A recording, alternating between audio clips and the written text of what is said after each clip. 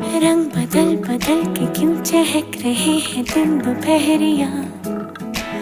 मैं जानू ना जानू ना जानू ना जानू ना क्यों फुदक फुदक के धड़कनों की चल रही गिलहरियाँ।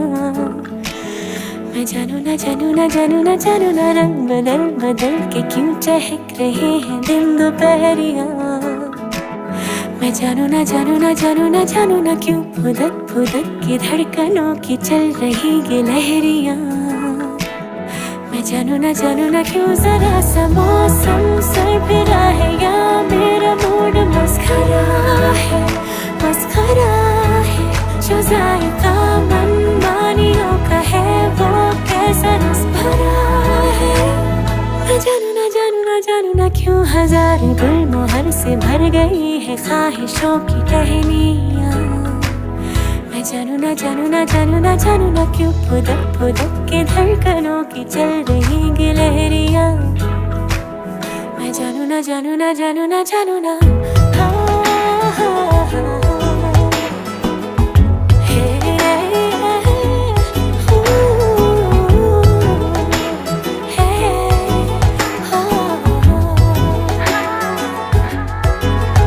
एक नई सी दोस्ती आसमां से हो गई। आउ सांग माने रेडी हो जाइए आमर छतु पत्र पोड़ा। निहाती भाव घरे थरे ट्राए करंतु आ मते कमेंट्स रे कहबे केमती लागिला आपन को छतु पत्र पोड़ा।